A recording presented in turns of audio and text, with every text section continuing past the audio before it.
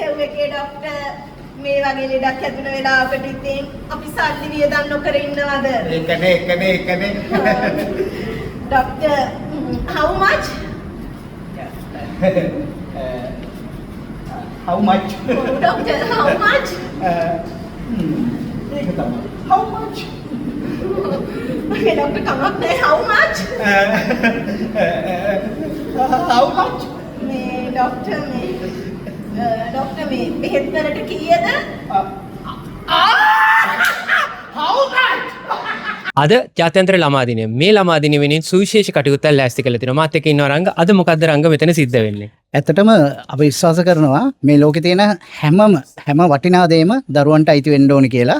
අන්නේ සංකල්පය පෙරදරි කරගෙන සුමුදු නාත්තණ්ඩියගේ සහෝදරයාගේ අධ්‍යක්ෂණයෙන් මගේ නිෂ්පාදන කළමනාකාරීත්වයෙන් අයන් බින්දුව කියන ළමා වේදිකා නාට්‍යයේ මංගල දර්ශනය අපි අද ඉදිරිපත් කරනවා. ડોක්ටර්ට කියන්න ඊයේ සතියේ ලක්ෂ ගාණක් වටින ටැබ්ලට් එකක් අරන් දුන්නා. පොඩ කිල මට කලින් කවුරු හරි ડોක්ටර් කෙනෙක් ආවා. ඒ කිව්වේ ડોක්ටර්? නෑ ළමයාට ටැබ්ලට් එකක් අරන් දුන්නාද? ડોක්ටර් මේ ටැබ් එකක්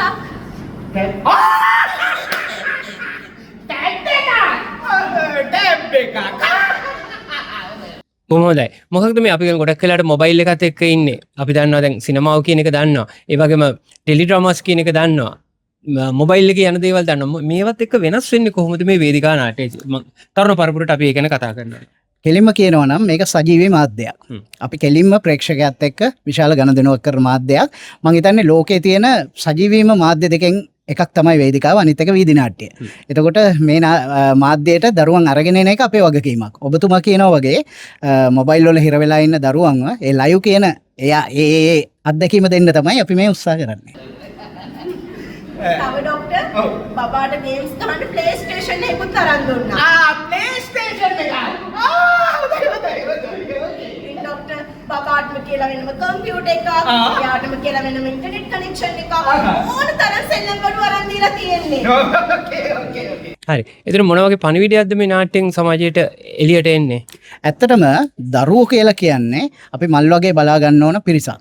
මේ මම විශ්වාස කරනවා සුමුදුත් එහෙමයි මේ නාට්‍ය හරහා දරුවන්ට විතරක් නෙමෙයි වැඩිහිටියන්ටත් පණිවිඩයක් දෙනවා. දරුවෝ කොහොමද මෙහෙවන්න ඕනේ සමාජ ප්‍රගමනය වෙනුවෙන් කියන කාරණේ. ඒ පිළිබඳව තමයි අපි සාකච්ඡා කරන්නේ. අයියෝ ඉට්ස් ඕකේ ડોක්ටර් කමක් නැහැ. මමයි හස්බන්ඩ්ුයි ඕන තරම් සල්ලි වියදම් කරනවා අපේ බබා වෙනුවෙන්. Okay. අපි දෙන්නම රස්සාවල් කරනවානේ.